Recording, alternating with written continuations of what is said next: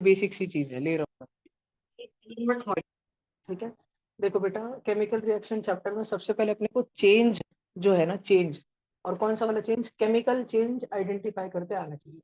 हमारे सामने कोई तो भी सब्सटेंस है, हमारे सामने कोई तो भी सब्सटेंस है, उसके साथ कोई तो भी प्रोसेस हो रही है, और उस प्रोसेस के कारण उस सब्सटेंस का जो कंपोजिशन था ना, कंपोजिशन वो चेंज हो, कंपोजिशन चेंज हो जाना, मतलब एक हिसाब से अपन थोड़ा थोड़ा ये भी बोल सकते हैं कि कोई तो भी न्यू सब्सटेंस बन जाए, या फॉर्मूला ही चेंज हो जाए, फॉर्मूला ही चेंज हो जाना। जैसे मैं एक एग्जांपल लूँ तुम बच्चों के सामने, मैंने यहाँ पे रखा है एक आइस का क्यूब, और इस आइस के क्यूब को मैंने एक प्रोसेस करी, इसको मैंने हीट कर दिया, तो बन गया वाटर। अब हम बात करते हैं, क्या आइस का फॉर्मूला तुम बच्चों को पता है? जरूरी नहीं कि तुमको दुनिया में हर चीज का फॉर्मूला पता हो, लेकिन क्या आइस का फॉर्मूला तुमको पता है? हाँ, वो रहता है H2O। और एरो के बाद में पानी बन गया, उसका फॉर्मूला H2O। क्या इधर फॉर्मूला चेंज हुआ क्या? नहीं। तो ये केमिकल चेंज है क्या? नहीं। तो ये कौन सा वाला चेंज है? ये फिजिकल चेंज है। तुमको चेंज आइडेंटिफाई करते आना चाहिए कि वो फिजिकल चेंज है या केमिकल चेंज है। Sublimation, melting, boiling, fusion, evaporation, deposition, ये सारे सॉलिड लिक्विड गैस वाले चेंज होते हैं ना, ये सारे के सारे फिजिकल चेंज होते हैं, पूरे के पूरे। सब्लिमेशन भी, मेल्टिंग भी, बॉइलिंग भी, वेपराइजेशन भी, इवेपोरेशन भी, फ्यूजन भी, लिक्विफिकेशन भी, सॉलिडिफिकेशन भी, डिपोजिशन भी, ये सारे सारे सॉलिड लिक्विड गैस में जो चेंजेस चलते हैं ना, वो पूरे के पूरे फिजिकल है। फिर उसके बाद में एक दो चिल्लर एग्जांपल लेता हूँ मैं। जैसे मेरे पास में एक कागज था, मैंने विनाश को बोला कि रिएक्शंस बैलेंस करके ला। रिएक्शन मान लो कुछ तो कर रहा था, टाइम पास कर रहा था, मैंने पकड़ा और उसके बुक का वो पेज ही फाड़ा मैंने, टर्न कंडीशन। ठीक है, दो टुकड़ों में मैंने वो पेज ही फाड़ दिया। तो उस पेज का, अब मेरे को एक बात पूछता हूँ मैं तुमको, क्या तुमको पेज का फॉर्मूला मालूम है? फॉर्मूला मालूम है? नहीं। लेकिन क्या अपने मन में तुम एक थोड़ा सा आइडिया बता सकते हो उस जो भी कुछ फॉर्मूला होगा, या शायद फॉर्मूला होगा ही नहीं, फॉर्मूला तो एलिमेंट और कंपाउंड का होता है, कंपाउंड का। हो सकता है पेज एक मिक्सचर हो, मिक्सचर। तो मिक्सचर का तो कोई फॉर्मूला नहीं होता है, लेकिन मिक्सचर बहुत सारे फॉर्मूला से बनता है। तो एक छोटी सी बात अगर मैं पूछूं, तो तुम्हारे मन में कुछ चार पांच एलिमेंट आते हैं, या दो तीन एलिमेंट आते हैं जो पेपर में होते ही होंगे। एलिमेंट 118 एलिमेंट है ना, 118। उसमें से कागज बनाने में सबसे जरूरी एलिमेंट कौन सा रहता हो? चलो, आर्यन ने बोला कि कार्बन, हाइड्रोजन और ऑक्सीजन ले लो भैया। क्योंकि पेपर बनता किससे? लकड़ी से बनता है, वुड से। बेसिक साइंस है, सबको बच्चों को मालूम है। वुड एक लिविंग, मतलब ट्री में जब वो वुड था, वो लकड़ी जब झाड़ के अंदर थी, तो झाड़ लिविंग था, लिविंग थिंग था। और सारी लिविंग थिंग, सारा अर्थ पे जितने भी लिविंग थिंग है वो कार्बन बेस्ड है। और कार्बन के साथ में हमेशा हाइड्रोजन और ऑक्सीजन पीछे पीछे चलते ही रहते हैं, चलते ही रहते हैं, ज्यादा करके लिविंग थिंग्स के केस में। हाइड्रोजन तो रहता ही है 100%। कार्बन और हाइड्रोजन एकदम जय वीरू की वो जोड़ी, वो एकदम विक्रम बेताल की जोड़ी है, दोनों एक दूसरे को छोड़ते नहीं। और ऑक्सीजन भी भरपूर टाइम उनके साथ में ही, साथ में ही, साथ में ही चलते रहता है। बात समझ आ रही है सब बच्चों को? पक्की बात। तो CH, अब मैंने पेपर फाड़ा तो क्या उसका फॉर्मूला ही बदल गया? मैंने पेपर फाड़ा तो कोयला बन गया, पेपर फाड़ा तो कबूतर बन गया? नहीं। जो भी कुछ फॉर्मूला रहा होगा, या जिस प्रकार का मिक्सचर रहा होगा, उसका कंपोजिशन, उसका वेट नहीं, कंपोजिशन मतलब क्या, काइंड ऑफ फॉर्मूला। कंपोजिशन मतलब बोले फॉर्मूला, काइंड ऑफ फॉर्मूला। ठीक है। क्या वो बदला? क्या नहीं बदला। तो ये भी एक कौन सा चेंज है? Physical change. मैं कहना ये चाहता हूँ बेटा, बहुत सारे चेंजेस ऐसे होंगे जिसमें तुमको फॉर्मूला पता, बहुत सारे चेंजेस ऐसे होंगे जिसमें तुमको फॉर्मूला नहीं पता, तुम थोड़ा सा गेस वर्क एक अपने दिमाग में, जितनी केमिस्ट्री तुमको आती है, जितना जनरल साइंस आता है, जितने तुम्हारे दिमाग में फैक्ट्स और कलेक्शन ऑफ फैक्ट्स है, किसी बच्चे को मालूम ही नहीं कि पेपर बनाने के लिए वुड लगता है, वुड का पेपर पल्प बनाते फिर पेपर बनता। तो फैक्ट उसको मालूम ही नहीं। लेकिन वो थोड़ा सा अगर जज कर पा रहा है कि हाँ, कागज फाड़ने से कोयला थोड़ी बन रहा है, हर बार यही क्वेश्चन पूछना, कोयला बन रहा है क्या? नहीं, मेरे हाथ में पानी का ग्लास था, मैंने नीचे गिरा दिया, ड्रॉप कर दिया, ड्रॉप होना एक वर्ब है, गिर गया, तो क्या वो कोयला बन गया? पूछने का कोयला बन गया क्या? नहीं। अगर अगर वो था और वही रहा, बस उसका आकार बदल गया, शेप बदल गया, थोड़ा सा कुछ बदल गया, लेकिन फॉर्मूला नहीं बदल रहा, वो कोयला नहीं बन रहा, तो बोलना कि फिजिकल चेंज। बात समझ आ रही है क्या? पक्का? ठीक है। तो ये वाली चीज है, फिजिकल चेंज के बारे में अपने को समझ गया। अपन चैप्टर पढ़ रहे केमिकल रिएक्शन। केमिकल रिएक्शन सिर्फ और सिर्फ केमिकल चेंजेस के लिए ही शो होती है, सिर्फ और सिर्फ केमिकल चेंजेस। तो मैं अगर CBSE की टेक्स्ट बुक से तुमको कुछ दो चार एग्जांपल पूछूं कि तुमने दूध खुले में रख दिया गर्मियों में, दूध को उन्हाळ्याच्या दिवसात उघड्यात ठेवलं दुधाला, तो क्या होगा दूध? बता पाओगे? मम्मी फ्रिज में रखती है ना दूध को। अच्छा, एक सुबह तुमको मालूम है, अपन नॉर्मली ना कभी कभी ठंडी के दिनों में सुबह जो सब्जी होती है अपने घर पे, थोड़ी बहुत बच भी गई तो शाम में खा लेते हैं, ठीक, चलता है सबके घर पे। और क्या तुमने देखा है, सुना है, गर्मी के दिनों में सब्जी टिकती नहीं है ज्यादा, सुबह बनाई तो शाम तक टिकती नहीं है। अगर तुम्हारे पापा डब्बा लेके जाते होंगे काम पे, तो मम्मी उसमें बहुत ज्यादा सब्जी नहीं भरती होगी, मतलब 2 टाइम के हिसाब से नहीं, सुबह की भरती होगी सिर्फ, और रात के हिसाब से, शाम के हिसाब से नहीं भरती होगी, क्योंकि मम्मी पापा को भी कॉमन सेंस है कि वो सब्जी खराब हो जाएगी। गर्मी के दिनों में चीजें स्पॉइल हो जाती है। थोड़ा कारण समझाता हूँ क्यों। ठंड जो है, लो टेम्परेचर जो है, वो सारे के सारे केमिकल चेंजेस और केमिकल प्रोसेसेस स्लो डाउन कर देते हैं, एकदम धीरे धीरे कर देते हैं। तो जो माइक्रो ऑर्गेनिजम्स की ग्रोथ होती है, ग्रोथ है ना, उसको बोलते हैं रिप्रोडक्शन, वो भी एक प्रोसेस है, वो स्लो डाउन हो जाती है सर्दियों में, ठंडे जगहों में, फ्रिज के अंदर। और गर्मियों में माइक्रोबियल ग्रोथ, माइक्रो ऑर्गेनिजम्स की ग्रोथ एकदम बढ़ जाती है। तो दूध को अगर अपन बाहर रखें तो दूध फट जाता है, खराब हो जाता है, नाश हो जाता है। क्यों हो जाता है? उसमें लैक्टोबैसिलस बैक्टीरिया होता है। तुम सुबह सुबह दूध आया तुम्हारे घर पे भगोना भर के, तुमने उसको बॉईल किया, अच्छा, तो उसमें जो लाखों लाखों लाखों लैक्टोबैसिलाई बैक्टीरिया थे ना, तुम्हारे दूध वाले काका ने जब लाके दिया, 5 लाख बैक्टीरिया थे, तुमने उसको बॉईल किया, न्यूक्लियर बॉम्ब फटते फटते तुमने गैस बंद किया, दूध मतलब नीचे छंडा, तो ये 5 लाख की संख्या से लगभग लगभग 5,000 तक आ जाते लैक्टोबैसिलाई। क्या पूरी तरह मरते हैं क्या वो? कभी भी नहीं, पॉसिबल ही नहीं रियलिस्टिकली। एक आधा तो बच ही जाएगा, एक आधा बच नहीं वाला है। और एक भी बच गया और तुमने दूध खुले में रख दिया, तो मल्टीप्लाई होते रहता है, हर 2 मिनट में डबल होता है। एक का 2 होगा, 2 का 4 होगा, 4 का 8 होगा, 8 का 16 होगा, 16 का 32 होगा, बढ़ती जाएगा। और विद इन फ्यू आवर्स, 5-6 घंटे में लाखों की, हजारों की संख्या में पहुंच जाएगा। और जब हजारों आ जाएंगे, जब 50,000 आएंगे, तो लाख होने में 2 ही मिनट लगेंगे। अगले लाख हो जाएंगे तो 2 लाख होने में थोड़े 2 ही मिनट लगेंगे। 2 लाख का 4 लाख होने में, और ये पिछले वाले 5 लाख के आंकड़े को सुपरसीड कर जाने में, आगे निकल जाने में थोड़ा सा, कुछ चंद घंटों का टाइम लगेगा। बात समझ आ रही है? तो समर्स में अगर अपन दूध को खुले में रखे तो दूध का क्या हो जाता है? स्पॉइल हो जाता है। क्या दूध का पहले जो फॉर्मूला था, उसको left in open, milk is left in open, अगर उसको खुले में छोड़ दिया, तो क्या उसका फॉर्मूला चेंज होता है? दूध का फॉर्मूला तुम बच्चों को पता है? दूध का फॉर्मूला तुम्हें पता है? नहीं पता तो नहीं है, ठीक है। क्या इतना तो सुना होगा, मिल्क मिक्सचर होता है, प्रोटीन भी रहता है, पानी भी रहता है दूध के अंदर, प्रोटीन भी रहता है, 2-3 चीजें रहती है। और अपन बात कर रहे हैं मिल्क, उसके अंदर बैक्टीरिया होता है, जीवंत बैक्टीरिया होता है। तो अपन बात कर रहे हैं मिल्क के कंपोजिशन की। मिल्क जो कि पानी से बना है, वाटर, मिल्क जो कि प्रोटीन से बना है, मिल्क जो कि माइक्रो ऑर्गेनिज्म से और वगैरह वगैरह चीजों से बना है, कुछ न्यूट्रिएंट से बना है। तो क्या जितना पानी पहले था उतना ही पानी बाद में रहेगा? जितना प्रोटीन पहले था उतना ही प्रोटीन बाद में रहेगा? हाँ। जितने माइक्रो ऑर्गेनिज्म पहले थे उतने प्रोटीन नहीं, बदल जाएंगे, माइक्रो ऑर्गेनिजम्स चेंज हो जाएंगे, नंबर ऑफ माइक्रो ऑर्गेनिज्म। तो ये मिल्क का कंपोजिशन डिसाइड करने वाले, मिल्क किन किन चीज, किन किन तत्वों से बना है, वो ये तत्व थे। अब इनमें से एक भी तत्व बदल गया तो मिल्क का ओवरऑल कंपोजिशन बदल गया ना। समझ रहा है क्या? तो एक केमिकल चेंज है क्या? यस, केमिकल चेंज है। और ज्यादातर केमिकल चेंजेस रिवर्सिबल नहीं होते, एक बार वो हो गए तो हो गए। दूध नाश गया तो नाश गया, वापस नहीं ला सकते। थोड़ा सा मलाई काट के बाजू में डालेंगे, बचे वाला अच्छा दूध, ऐसे नहीं, बचा नहीं सकते, गया तो गया।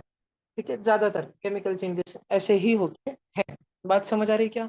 अगला एक चेंज तुम्हारे एनसीईआरटी में दिया है, एक आयरन का तवा, या इतना तवा तो नहीं डालेंगे, एक लोखंड का खिल्ला ले लो और उसको ह्यूमिड एटमॉस्फेयर में छोड़ दो। मैं मुंबई जा रहा हूँ अभी, कल परसों 2 दिन, तुमको सुना तो होगा तुमने, मुंबई बहुत चिपचिपा रहता है, ह्यूमिड बहुत रहता है, चिकट बहुत रहता है, क्योंकि हवा में मॉइस्चर बहुत रहता है। मॉइस्चर क्यों रहता है? क्योंकि मुंबई समुद्र के पास में है, दिन भर धूप से पानी का इवेपोरेशन होते रहता है, तो हवा के अंदर वाटर वेपर बहुत ज्यादा होती है, और वो वाटर वेपर हवा के साथ फ्लो करके मेन मुंबई सिटी में आती रहती है।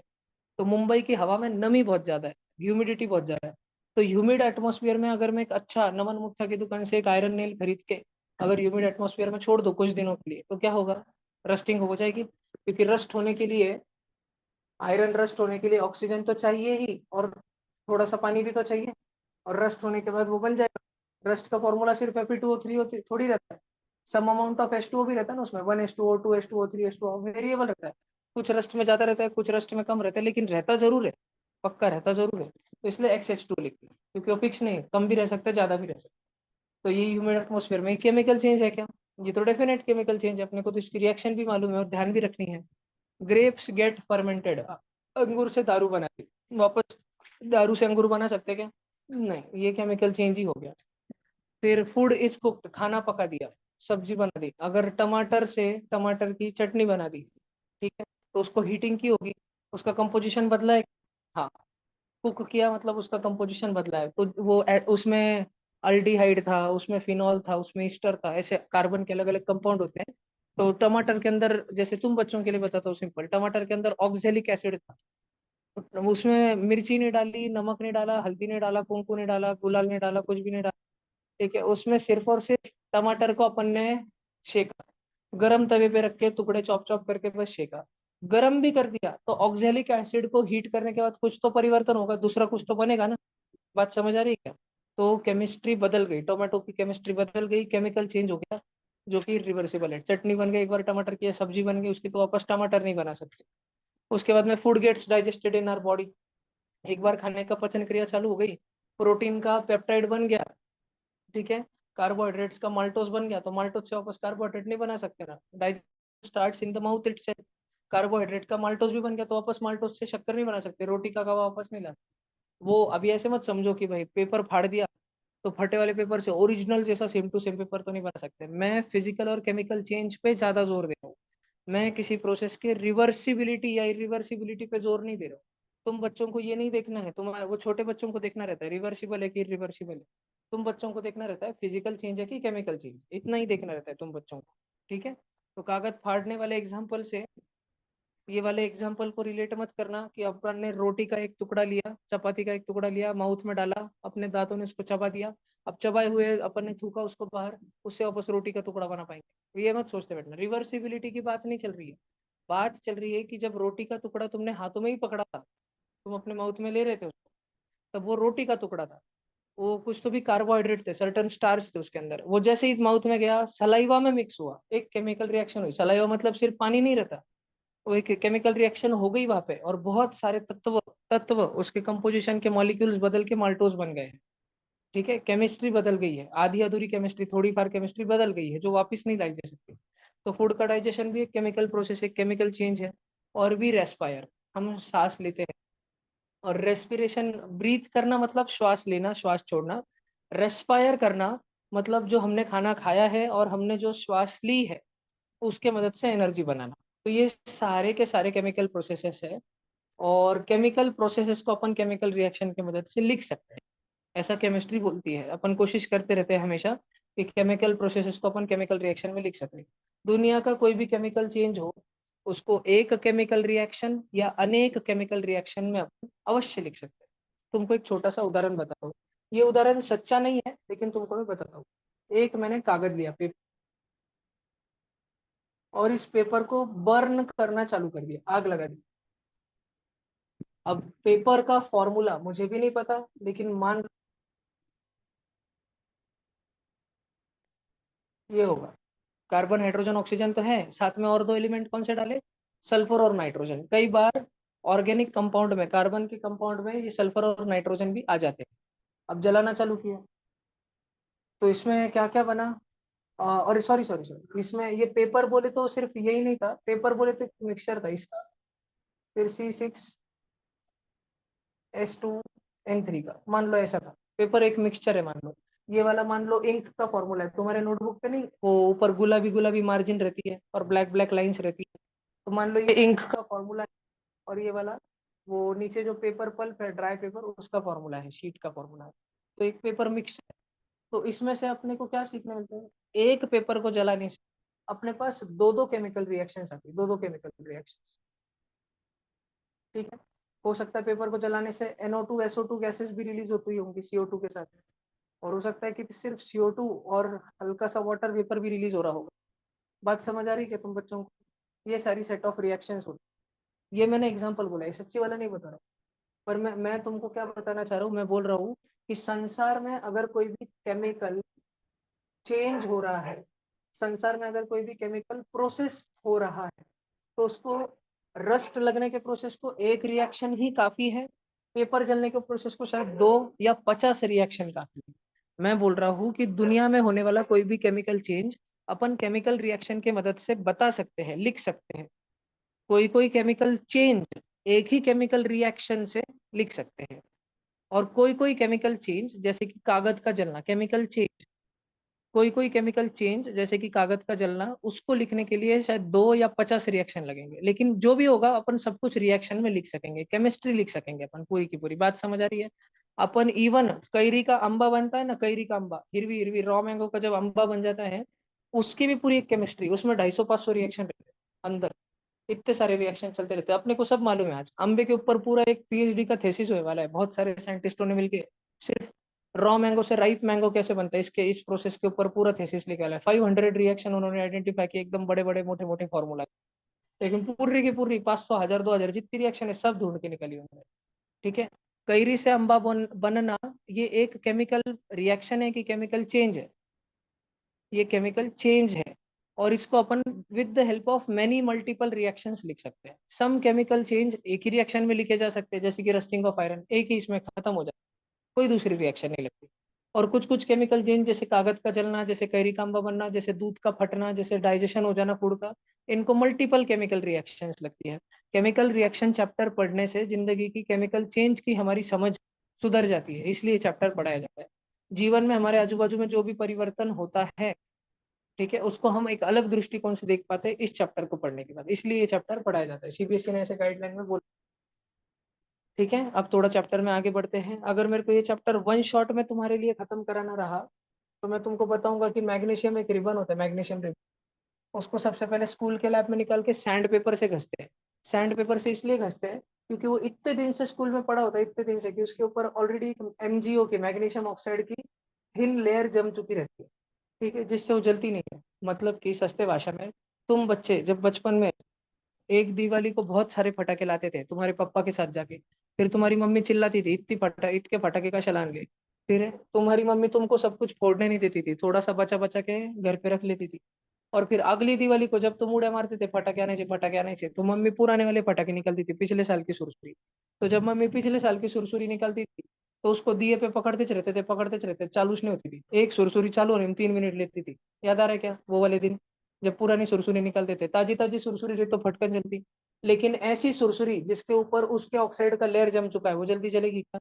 नहीं। तो फिर सुरसुरी को क्या करना चाहिए, फेंक देना चाहिए? नहीं। अगर तुम्हारे पास घर पे सैंड पेपर होता था, तो हल्के हाथ जोर से घिसा तो सुरसुरी के ऊपर का सब कुछ निकल के बस काड़ी हाथ में बचेगी। सैंड पेपर है, हल्के हाथ से एक रगड़ा मारना चाहिए, बस हल्के हाथ से सुरसुरी को, बस ऐसे रख के, जैसे चक्कू घिसते हैं ना दम दम से पत्थर के ऊपर, देखा है धार देते टाइम? ठीक है, तो वैसे ही हल्के हाथ से सुरसुरी को घिस लेना चाहिए सैंड पेपर के ऊपर। तो बस ये एमजीओ की जो पहले की लेयर है ये उड़ जाएगी, तुम्हारे पास मैग्नीशियम बचेगा। और फिर जब तुम उसको जलाओगे, तो एक मस्त पैकी ब्राइट वाइट डाइजलिंग के साथ वो जलेगा। और ये सारे शब्द तुमको स्कूल में भी पढ़ाए गए होंगे। और मैग्नीशियम ऑक्साइड बन जाएगा, एकदम ब्राइट व्हाइट रिएक्शन, चमचम चमचम रिएक्शन तुम्हारे सामने चमकेगी। बात समझ आई? ये एक रिएक्शन तुमको दी है। अच्छा, तुम बच्चों को साथ में ये भी बताया गया एक चीज, तुम बच्चों को एक बहुत मस्त चीज सिखाई जाती है। थ्योरी पढ़ते टाइम हम उस चीज पे ज्यादा ना एम्फेसाइज करते नहीं, जबकि हमको करना चाहिए। ठीक है, वो चीज तुमको बता के रखी है कि भाई अगर केमिकल चेंज हो रहा है, तो चार पांच में से कोई एक लक्षण हो सकता है, दिखाई दे सकता है। ठीक है। ठीक। जैसे मान लो कि अपने ट्यूशन का कोई बच्चा 11वीं 12वीं में बाहर गया पढ़ने को, और वो रात में 3 3 4 4 बजे तक पढ़ रहा, तो उसके मम्मी पापा को, शंकर भाई को डाउट आ सकता है कि शायद लपड़ेबाजी चालू है वाली, शायद गर्लफ्रेंड बॉयफ्रेंड की चीजें चालू हुए वाली। नहीं तो दिमाग में आ सकता है कि ये बच्चा पक्का हॉस्टल की बुरी संगत में फंसेगा, जहाँ पे बच्चे 2 2 3 3 बजे तक दबा के फ्री फायर एंड पबजी खेलते रहते। ठीक है। नहीं तो बड़ी बड़ी पॉलिटिक्स पे चर्चा करते रहते कि देख कैसे पाकिस्तान को हराना चाहिए अपन को। ऐसे तो अपना बच्चा बहुत बड़ी संगत में लग चुका है, जेडब्ल्यू के प्रिपरेशन से भटक गया, वो राजनीति में आने वाला है। ठीक है, ऐसा अपने को समझ जाता है, एक अंदाजा, एक इंडिकेशन समझता है। तो ऐसी कुछ चीजें हैं, अगर वो दिख गई कभी साइंस लैब में, वैसे तुमको लेके नहीं जाते, पर अगर दिख गई कभी जिंदगी में भी आगे, तो समझ लेने का कि शायद कोई केमिकल चेंज हो रहा है। और फिर वो केमिकल चेंज एक रिएक्शन से भी लिख सकते हैं, या 17,000 रिएक्शन भी लग सकते हैं उसको लिखने के लिए। तो क्या क्या हो सकता है, जरूरी नहीं कि हो, म्हणजे ये हो तो है। म्हणजे तुम्हारा अपने ट्यूशन का कोई बच्चा रात में 2 बजे तक पढ़ाई कर रहा, मुझे 100% लफड़ेबाजी कर रहा हूँ, अरे उसकी होमवर्क की पेंडिंग रह रहा होगा, होगा भैया श्री चैतन्य लीड बैच या नारायण सीओ बैच में, जहाँ पे होमवर्क की चिंता दे रहे बच्चा 25 25 घंटा अभ्यास कर रहा है एक दिन में। ठीक है, मरने का अभ्यास कर रहा है। ठीक है, तो ऐसा भी हो सकता है। तो चेंज इन कलर जरूरी नहीं है बच्चा जाकर बोले तो लफड़ेबाजी कर रहा हूँ। हो सकता है कि वो इंस्टाग्राम पे रीला देखते बैठा होगा बस, क्यों नहीं तो होमवर्क बहुत ज्यादा होगा उसके पास, कुछ भी हो सकता है। देखो, क्या क्या मालूम वो आईपीएल में मैच कैसे फिक्स होती है, इसके ऊपर यूट्यूब पे बड़ी सारी कमेंट लिख रहा हूँ 3 घंटे से, क्या मालूम। ठीक है, चेंज इन कलर, अगर कभी तुमको कलर चेंज होता हुआ दिखे तो शायद वो एक केमिकल चेंज हो सकता है, बहुत ज्यादा चांस, जरूरी नहीं कि हो ही, लेकिन हो सकता है। ठीक है। अच्छा, फिर और अपन बोल सकते हैं चेंज इन कलर। अरे हो गया change in colour, change in state, solid से लिक्विड, लिक्विड से गैस, गैस से सॉलिड, जरूरी नहीं। अरे अब बर्फ का पानी बन रहा है, केमिकल चेंज, जरूरी नहीं। हो सकता है कि केमिकल चेंज हो। बच्चा रात में 2 बजे तक जग रहा, तो जरूरी है क्या वो लफड़ेबाजी में है? लेकिन बच्चा अगर लफड़ेबाजी में है तो जरूरी है क्या वो रात में 2 बजे तक जग रहा? 100% अनुभव है अपने पास। अभी लासूर में रहते टाइम बच्चा इतना नहीं जगता, 12 साढ़े 12 तक ही जगता, बाद में बाहर जाने के बाद 2 2 3 3 के टाइम चालू हो। बात को समझो। ठीक है। अगर टेम्परेचर चेंज हो रहा तो जरूरी है क्या कि केमिकल चेंज हो ही रहा? लेकिन अगर केमिकल चेंज हो रहा तो जरूरी क्या कि टेम्परेचर चेंज हो ही? नहीं, दोनों भी जरूरी नहीं है। ठीक है। एक हाथ बहुत सारे रिएक्शन में होता भी, ऐसे ध्यान रखने का। अगर ये चार में से दीज आर नॉट नेसेसरी, इसको कैसे बोलेंगे, दीज आर नॉट कंपलसरी, पर इनमें से कुछ ना कुछ दिखाई दे तो दिमाग में ख्याल आना चाहिए कि शायद केमिकल चेंज हो रहा है। केमिकल चेंज हो रहा है तो लगे 10वीं के बोर्ड के हिसाब से ख्याल आना चाहिए कि शायद इसकी कोई केमिकल रिएक्शन होगी, और केमिकल रिएक्शन तुमको आनी चाहिए। ठीक है, पेपर जलाने की भी रिएक्शन तुमको आनी चाहिए, सुरसुरी जलाने की भी रिएक्शन आनी चाहिए, और मस्जिद में तो बम फोड़ने की रिएक्शन सिखाते हैं वो भी तुमको आनी चाहिए जल्दी। ठीक है, बात समझ आ रही है क्या?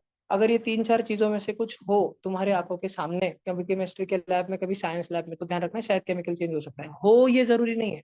तुम्हारा टीचर केमिस्ट्री लैब में ले जाके फ्रीजर खोल के बर्फ निकाले, उगड़े में रख दे, पानी बन गया, सॉलिड से लिक्विड, सेकंड नंबर का point, change in state, solid से लिक्विड। चेंज इन ऑर्डर मतलब हाँ स्मेल हो सकता है,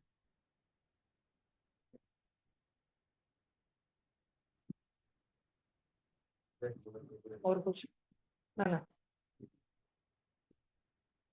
ऑर्डर मतलब स्मेल, वो इवोल्यूशन ऑफ प्रेसिपिटेट, एफरवेसेंस, और कुछ 7 8 रहते हैं वो पॉइंट भले मोटे, वो अपन जैसे जैसे पढ़ते चलेंगे थ्योरी निकलते चलेंगे। ठीक है, बोला बात समझ आ रही है क्या? ठीक है, केमिकल चेंज देखने के तरीके। अब अपन आते हैं उस पे जो अपने सिलेबस में, तो सबसे पहले 1 नंबर पे रिएक्शन अपने सिलेबस में जो दी है भैया, मैग्नीशियम रिबन का बर्निंग दी, मैंने बोर्ड पे सिलेबस लिखी। ठीक है, मेरे पास 20 मिनट है तुम्हारा ये चैप्टर खत्म करने के लिए। तो अब मैं तुमको कुछ रिएक्शन बताता, तुम बच्चे उसको अवश्य ध्यान रखना। अगर आयरन, आयरन नाम का मेटल, वाटर जो कि गैसियस स्टेट में, गैसियस स्टेट में कौन सा वाटर रहता है? मॉइस्चर भी रहता है या फिर स्टीम, एकदम हॉट स्टीम, उसके साथ में अगर वाटर ये अपना आयरन रिएक्शन करें तो Fe3O4 + H2 ऐसी रिएक्शन होगी। ये वाली रिएक्शन अभी लिखनी है, अपन इसका साइंस समझेंगे मेटल नॉन मेटल वाले चैप्टर में। ठीक है, सीबीएसई में अभी दी है इसलिए लिखनी है, बाद में ही समझ जाएगी। ये एक डिस्प्लेसमेंट रिएक्शन है जिसमें वाटर जो कि H+ और O-2 हेलिक्स, वो रिएक्ट कर रहा है Fe+3 के साथ। तो एक पॉजिटिव और दूसरे पॉजिटिव में, एक पॉजिटिव के पास, एक कुत्ते के पास गली थी, दूसरा कुत्ता बाजू से घुस के आया है, कौन सा कुत्ता घुस के आया, झगड़े लेने को आया, Fe+3, किसकी गली थी पहले से? H+ की, गली कौन सी थी? O-2, दोनों में झगड़ा हुआ, गली किसको हो गई? Fe3O को, Fe ज्यादा ताकतवर है मतलब। ठीक है, अपने गली के शेरू से बाजू के गली का टॉमी ज्यादा आड़े। ठीक है, देखो, उसके बाद में कुछ रिएक्शन सीधा रटनी रहती है, कुछ रिएक्शन जैसे कि CO जो कि कार्बन मोनोऑक्साइड गैस है, कुछ रिएक्शन ब्लंटली रटनी रहती, ज्यादा दिमाग लगाने का नहीं रहता। अगर CO H2 के साथ, हाइड्रोजन के साथ कंबाइन होता है तो CH3OH बनता है, कच्ची दारू। अगर तुमको व्यवसाय करना रहा तो तुम कर सकते हो। ठीक है, हाइड्रोजन गैस, हाइड्रोजन गैस बनाना सीख जाना घर पे अलग से। ठीक है, वो मैं सिखा दूंगा। आणि CO गैस कैसे बनाने का, खराब वाली फटीचर वाली रिक्शा लाने की, जो PUC टेस्ट में, मालूम, PUC टेस्ट मालूम है, गाड़ी का PUC कराना पड़ता। PUC का फुल फॉर्म मतलब पोल्यूशन अंडर कंट्रोल। जो गाड़ी का पीयूसी टेस्ट फेल गया होगा, मतलब जिसका pollution is not under control, आफाट पोल्यूशन है, वो वाली गाड़ी लेके आने की। उसमें पेट्रोल की गाड़ी होगी, डीजल भर देने का रिक्शा के अंदर, जैसे क्रूजर वाले काका ने किया था एक बार एग्जाम को ले जाते थे, और गाड़ी चालू करने की, तो जो धुआं निकलेगा वो वो सीओ का धुआं निकलेगा। और सीओ के इस धुएं को, कार्बन मोनोऑक्साइड के इस धुएं को इकट्ठा करके हाइड्रोजन में भरने का, उस जिसके जो डब्बे में तुमने भरा, साइकिल के पंप में भरा, उसको कंप्रेस करना, बाहर से भागने नहीं देना, कंप्रेस करने का, और पकड़ के रखना, थोड़ा दबाव देना, कच्ची दारू बनेगी, मिथाइल अल्कोहल। फिर उसको तुम देशी अगर 50 में जा रही, तुम इसको 49 में बिके, तो 1 रुपए के लिए बेवड़ा कुछ भी करने को। ठीक है, तुम्हारे धंधा चलेंगे, ध्यान रखना। पाणी सारखा मग कसं भरण, मग नाही दुधासारखं वगैरे काय ताक थोडे दिले, पाणी सारखं भरण, साखर टाकून थोडी देणार गोड गोड, काय माहित, पोरांना आवडून गेलं. बघा, ये एक रिएक्शन है भैया। उसके बाद में तुम सब बच्चों को मालूम है फोटोसिंथेसिस की रिएक्शन, जिसमें CO2 और पानी मिलके एक झाड़ के लिए खाना बनाने का कोशिश करता है, ऑक्सीजन बनाता है। पानी पानी जो है ना, झाड़ एक्सेस में लेता है, क्योंकि एक्सेस में जाता भी है। ये वाला वो पानी रहता है जो रिएक्शन में पार्टिसिपेट करता नहीं है, लेकिन जैसे ही झाड़ अपना स्टोमेटा ओपन करता है, अगर बेसिक लाइफ प्रोसेस पढ़ा होगा तो, जैसे ही अपनी लीफ स्टोमेटा उगड़ता है, उस पर धूप इतनी पड़ती है कि वाटर मॉलिक्यूल इवेपोरेट हो जाता है, ना चाहते हुए। तो ये ना चाहते हुए भी जो कट कट करने वाला H2O लिखा है ना, वो इस रिएक्शन का पार्ट है, फोटोसिंथेसिस का पार्ट है। इसको बैलेंस वैलेंस तुम करते बैठना। ठीक है, ये ध्यान रख लेना कि बैलेंस रिएक्शन क्या होती है, 6 12 1 6 6, 6 12 1 6 6 ऐसी रहती है वो रिएक्शन, ये ध्यान रखना। और अब हम बात करते बच्चों, सब बच्चे ध्यान देंगे, एकदम शिस्त में बोर्ड पे ध्यान देंगे, एकदम जरूरी पार्ट आ रहा है पूरे चैप्टर। ये तो मेन है, कॉम्बिनेशन डिकम्पोजिशन। प्लीज ध्यान देना, प्लीज। डिस्प्लेसमेंट,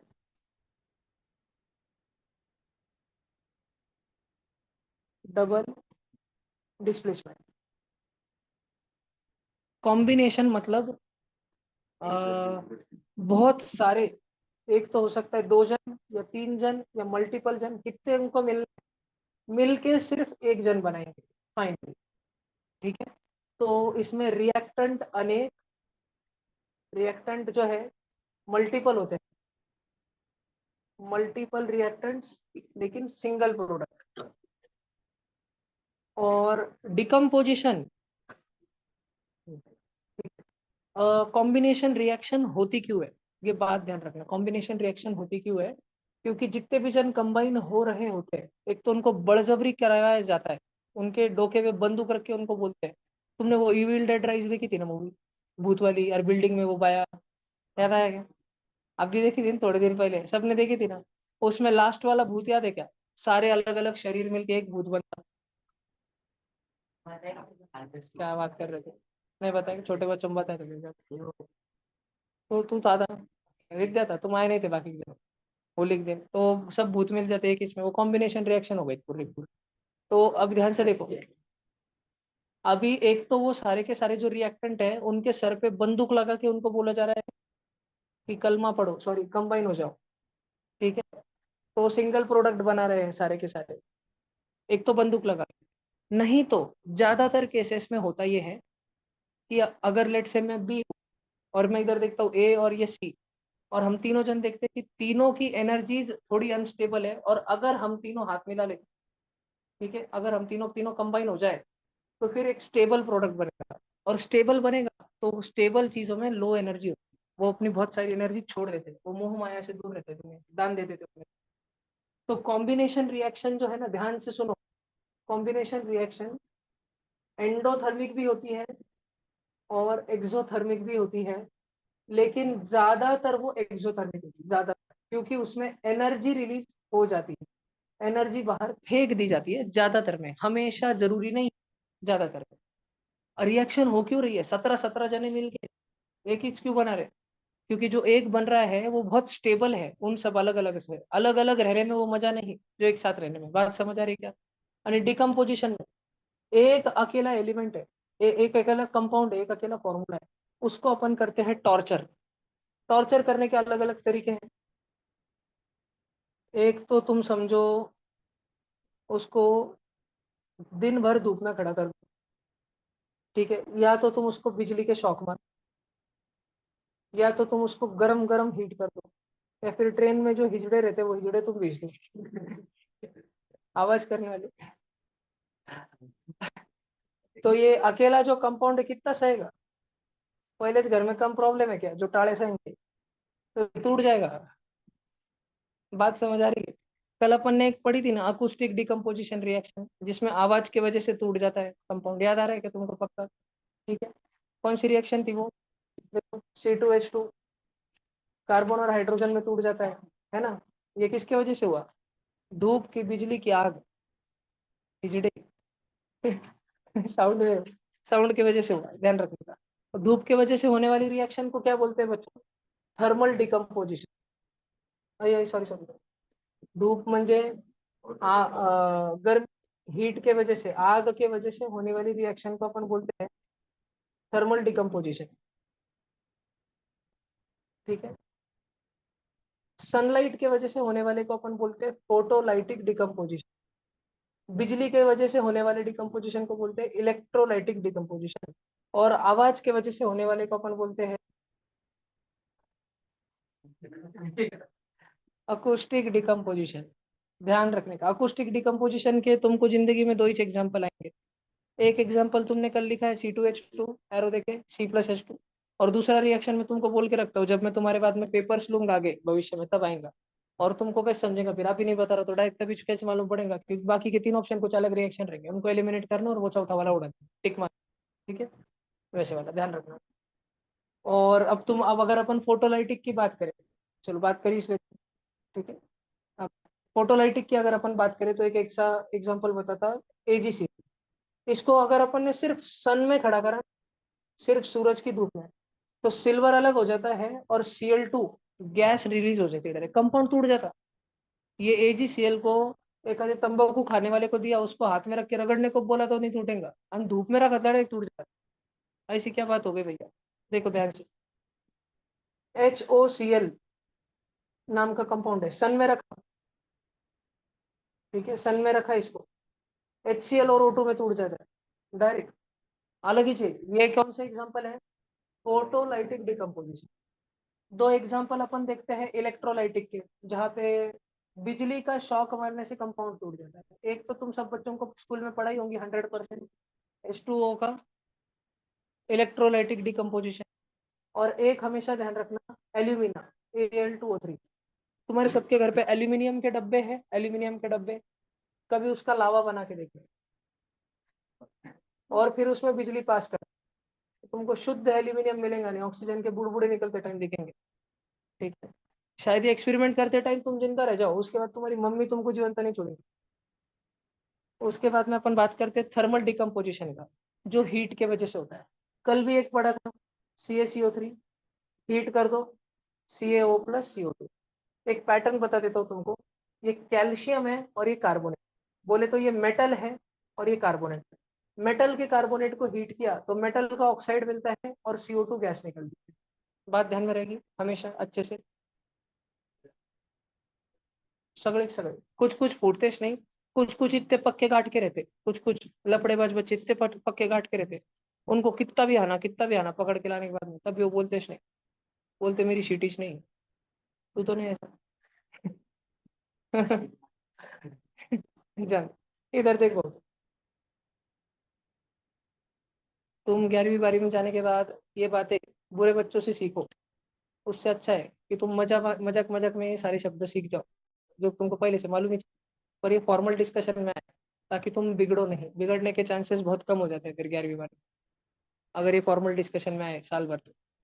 चर्चा नहीं हुई क्या मालूम, आर्यन सिंह कॉमर्स लेके बिगड़ गया CA बनने गया था, शीट बना के लाया देखो। और अगर मेटल का बाइकार्बोनेट, जैसे कि मान लो KHCO, नहीं नहीं नहीं ये नहीं पूछता, जैसे मान लो NaHCO3, इसको अगर हीट किया ना तो तुमको मेटल का ऑक्साइड मिलता है, तुमको कार्बन डाइऑक्साइड गैस मिलती है, तुमको वाटर भी मिलता है। कभी कभी वाटर की जगह H2 ही मिलता है, दोनों में से कोई एक मिलेगा, दोनों नहीं मिलेंगे, दोनों में से।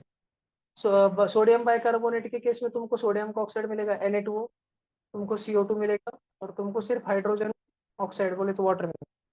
ठीक है, ध्यान रहेगा क्या? अब ये तुमको एक बात बताओ, अभी this is not the only decomposition reaction, ये एक ही नहीं है, ये सिर्फ कार्बोनेट कार्बोनेट कार्बोनेट हमेशा कार्बोनेट ही चाहेंगे क्या? नहीं, ऐसे कोई जरूरत नहीं। कल ही तुमको याद होगा तो एक क्लोरेट आया था KClO, वो KCl और ओटो में टूट गया था, लेबोरेटरी प्रिपरेशन ऑफ ऑक्सीजन। कभी एकदम अजीबोगरीब सा कंपाउंड आएगा K2MnO4, पोटेशियम मैंगनेट, पोटेशियम पर मैंगनेट नहीं, पोटेशियम मैंगनेट अलग ही चीज में टूटेगा, पोटेशियम डाइक्रोमेट, पोटेशियम क्रोमेट, इसमें भी टूटेंगे। दिमाग खराब हो रहा होगा तुम्हारा हर, है ना? तो टेंशन नहीं लेने का, दम दम से अपन सीखेंगे। और ये वाले जो रिएक्शंस होते हैं ना, कौन से वाले रिएक्शन भाई? ये वाले रिएक्शन, कॉम्बिनेशन और डिकम्पोजिशन। वापस मैं बोर्ड पे रहता हूँ, तुम सब बच्चे बोर्ड पे, अभी जो बोर्ड दिख रहा है उस पे जाना। ठीक है, मैं तुम बच्चों को पढ़ा रहा हूँ 4 प्रकार के रिएक्शन, जिसमें फर्स्ट है कॉम्बिनेशन, सेकंड है डिकम्पोजिशन, थर्ड है डिस्प्लेसमेंट, फोर्थ है डबल डिस्प्लेसमेंट। तो जो कॉम्बिनेशन रिएक्शन है ना बच्चों, और जो डिकम्पोजिशन है 1 और 2, इसके एग्जाम्पल रट्टा मारने। कॉम्बिनेशन के भैया हमारी जिंदगी में कितने एग्जाम्पल आएंगे? 10 से 15। डिकम्पोजिशन हमारी जिंदगी में कितने रिएक्शन आएंगे? 20 से 25। लर्न करके रखने के, ज्यादा 15 और 25 40 रिएक्शन है रट्टा मार के रखने के, शुद्ध। उसमें मैं कोई ज्यादा हेल्प नहीं कर सकता, कुछ पैटर्न जरूर दिखा सकता हूँ। अब डिकम्पोजिशन में 7-8 रिएक्शन, डिकम्पोजिशन में, थर्मल डिकम्पोजिशन में 7-8 रिएक्शन मेटल कार्बोनेट के ही आएंगे। तो एक पैटर्न दिखा दिया, मेटल ऑक्साइड और CO2 बनेगा। तो 7-8 रिएक्शन रटने की जरूरत नहीं, बस ध्यान रखना है कि मेटल कार्बोनेट आया, हीट किया तो मेटल का ऑक्साइड और कार्बन डाइऑक्साइड अलग हो जाएगा। कोई भी फिर आ जाए, मैं तुमको कल चल के Ag2CO3 दे दूँ, तुमने बोल देना भैया Ag2O बनेगा, CO2 बनेगा। मैं तुमको कुछ भी दे दूं, तुमको टंगस्टन का कार्बोनेट, तुमने कभी जिंदगी में देखा नहीं उसको, टंगस्टन का कार्बोनेट, मैं तुमको WCO32 दे दूं, टंगस्टन कार्बोनेट, हिट करने बोल दो, तुम बोल दोगे भैया टंगस्टन का ऑक्साइड बनेगा और CO2 बनेगा। लेकिन भैया आपको कैसे समझता है? WO2 फॉर्मूला है, WO नहीं है टंगस्टन का ऑक्साइड, वो आयन से। मेरे को मालूम है कि टंगस्टन W+4 रहता, इसके कारण मैं फटफट कर पा। ठीक है, अगर टंगस्टन आयन लर्न है तो फटाफट कर लोगे, आयंस तो लर्न रहने ही चाहिए केमिस्ट्री। बात समझ आ रही? बिना टेबल के मैथ नहीं होती, बिना आयंस के केमिस्ट्री नहीं होती। और ये रिएक्शन टाइप 1 कॉम्बिनेशन रिएक्शन और रिएक्शन टाइप 2 डिकम्पोजिशन रिएक्शन, ये सारे के सारे रटने ही पड़ते हैं, there is no another option. बात समझ आई? सर बोलो पार्थ जी। वो AGCL कैमरा में भी यूज होगा क्या सर? AGCL हाँ होता है, AGBR और AG यूज होता है, AGBR यूज होता है कैमरा में। तो फिर कैमरा ब्लैक एंड में व्हाइट, क्यों वो ये होता, डिकम्पोज अभी क्यों होता आगे फिर वो? वाले नहीं होता था, पुराने जमाने वाले जो कैमरा थे ब्लैक एंड व्हाइट कैमरा, उसमें होता था ब्लैक एंड व्हाइट फोटोग्राफी में।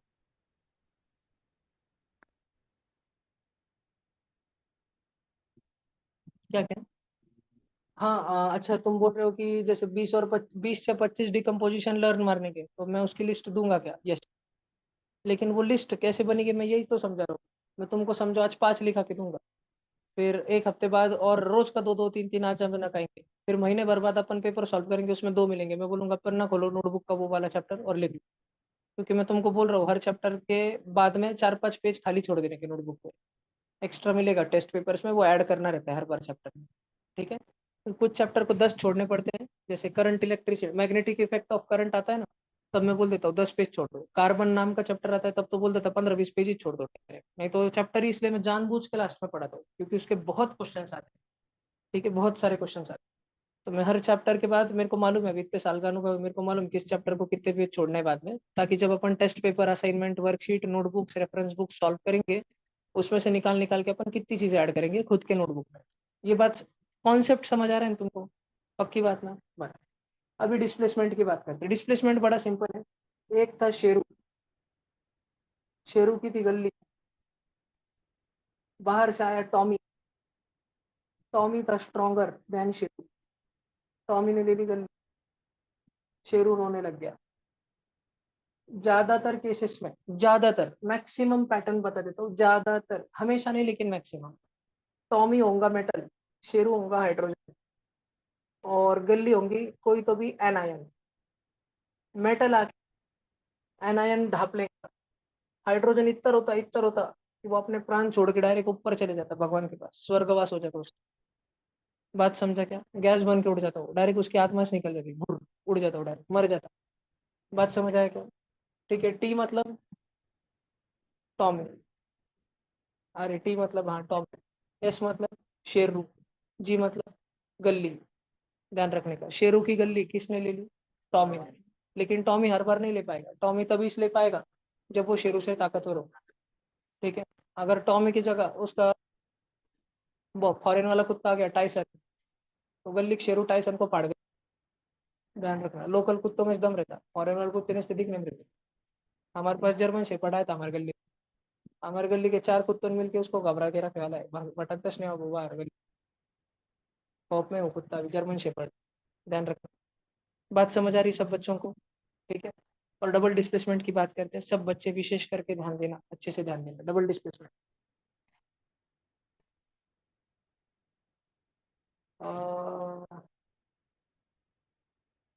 जो मैं बोलूंगा यूट्यूब पे जाएगा। एक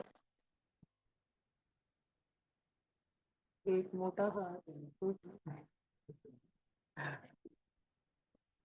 देखो, एक पॉजिटिव आयन है, एक नेगेटिव आयन है, दूसरा पॉजिटिव आयन है, नेगेटिव आयन। पहले वाले पॉजिटिव ने दूसरे वाले नेगेटिव को बॉन्ड बनाया, क्योंकि वो मोर स्टेबल कंपाउंड था, एनर्जी रिलीज होती। और दूसरे वाले पॉजिटिव ने पहले वाले के साथ बनाया। ये रिएक्शन कभी भी नहीं हो जाती।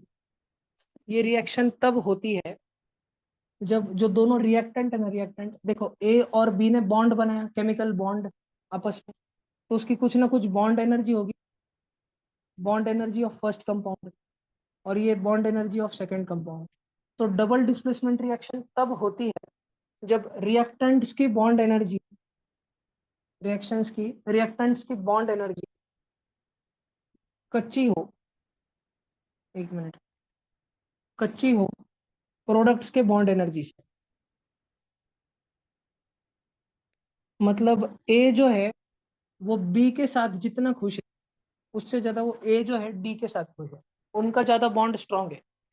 ए ए कैटायन और डी एनायन का बॉन्ड ज्यादा स्ट्रांग है रेदर देन ए बी, इसलिए अल्टे पल्टी हो जाएगी।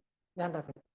डबल डिस्प्लेसमेंट रिएक्शन तभी होती है जब प्रोडक्ट्स की बॉन्ड एनर्जी ज्यादा मोटी होती है, मोटी, देन रिएक्टेंट्स की बॉन्ड एनर्जी। ये बॉन्ड एनर्जी क्या होती है, क्या कैलकुलेशन होती है, ये तुमको कभी नहीं आएंगे, बस थ्योरी ध्यान रखना, थ्योरी। ठीक है।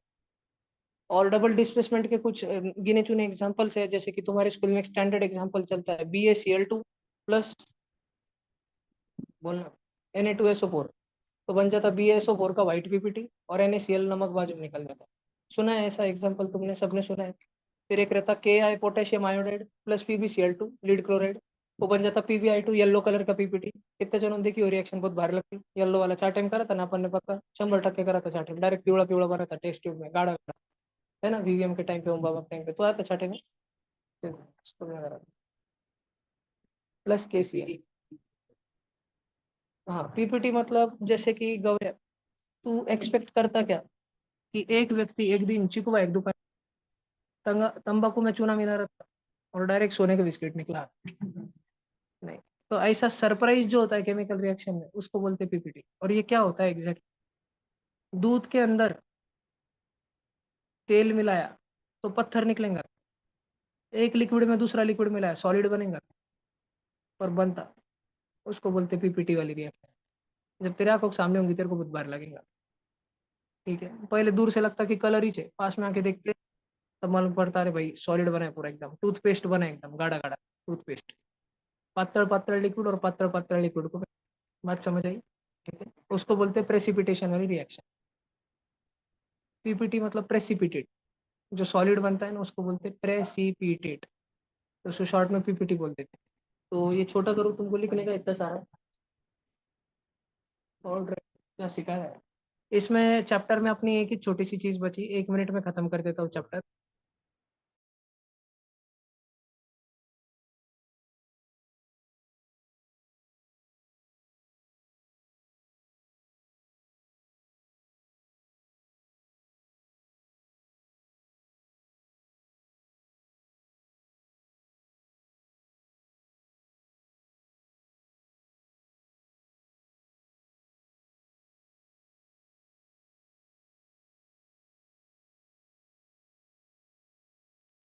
फिर ये डबल डिस्प्लेसमेंट की ये क्या होंगी सर डेफिनेशन? Hello sir.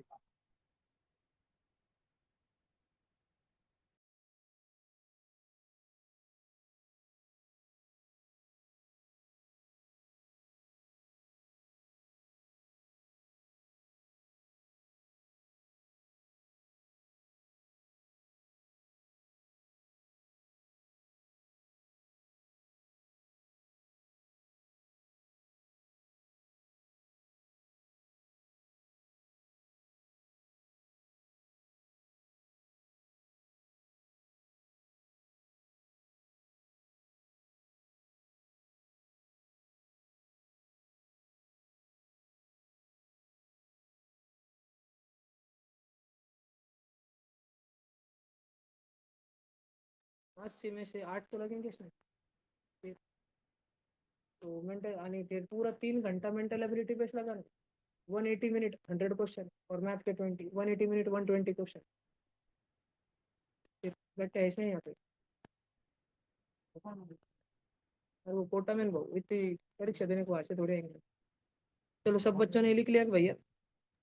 भैया डबल डिस्प्लेसमेंट की डेफिनेशन क्या होंगी? आओ जी पता कर।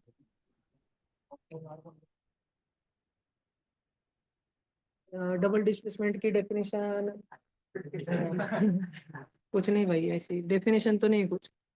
बस A B plus C D gives A D plus B C. ठीक है, ये ऐसे बोल सकते हैं, a reaction in which ions get exchanged to form precipitate.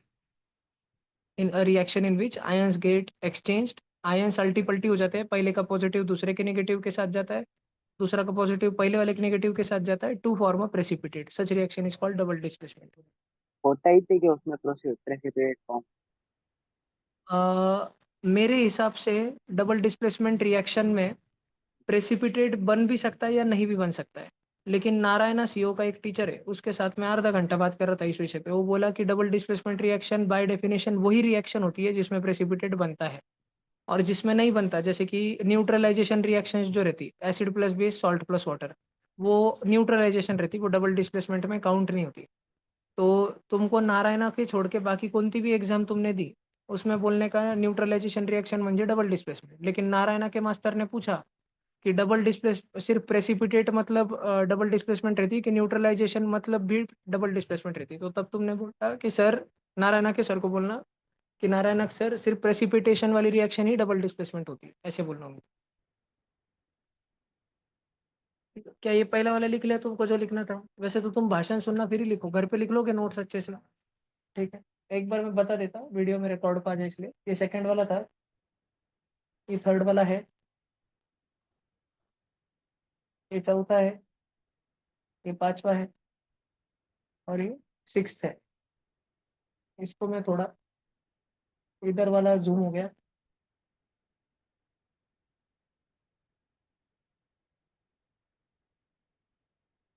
और ये वाला जूम हो गया। ठीक है, चलो भाई मीटिंग लीव कर सकते हो, बाय बाय टाटा। कल एमटीएससी के लिए ऑल द बेस्ट। सकाळी लासूर से अपन 8:45 को यहाँ पे आ जाना। प्रिंट प्रिंट निकाली तुमने अपनी अपनी? कितने जनों को ट्यूशन से प्रिंट चाहिए? बस सुबह 8:45 को आ जाए, टाइम पे निकलना पड़ेगा, बहुत गर्दी का। वो एक कल प्रिंटेज लेके जाने की है ना? आओ जी, प्रिंट सिर्फ एक प्रिंट लेके जानी होती है हॉल टिकट के पास। आणि स्कूल आईडी कार्ड रख लेना साथ में, अगर चेक किया तो रख लेना साथ में। बाकी सिविल ड्रेस में भी जा सकते हैं, दे दो ना एमटीएससी।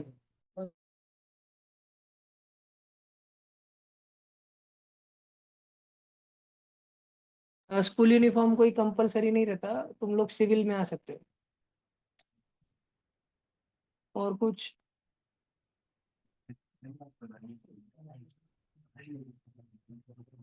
स्कूल का आईडी कार्ड रख लेना प्लीज साथ में, आधार कार्ड रख लेना अगर स्कूल आईडी नहीं है तो। एक आध बार पूछ लिया तो स्ट्रिक्ट हो गया सेंटर तो, लचांड होता। ठीक है, आधार रख लेना साथ में। बोलना भाऊ।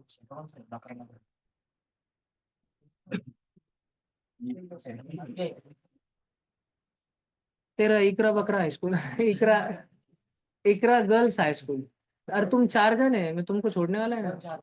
तू है, मोक्षिका है, नम्रता है, और सम्यक शिरसाट बोले गौरव है। अरे क्या क्या हो रहा है? अरे फिर ये मितांशु, ये इसके रिद्धेश की जगह जाता क्या? सेम सेम ही दिख रहा, चश्मा चश्मा। बोल देना वजन कम करा बोलना। हाँ ठीक है, फिर और बच गया। चल जाता क्या रिद्धेश की जगह? पैसे काय को, तू बॉटल दे उसको, तेरी जगह जा रहा हूँ। कच्ची दारू देना घर पे बना के।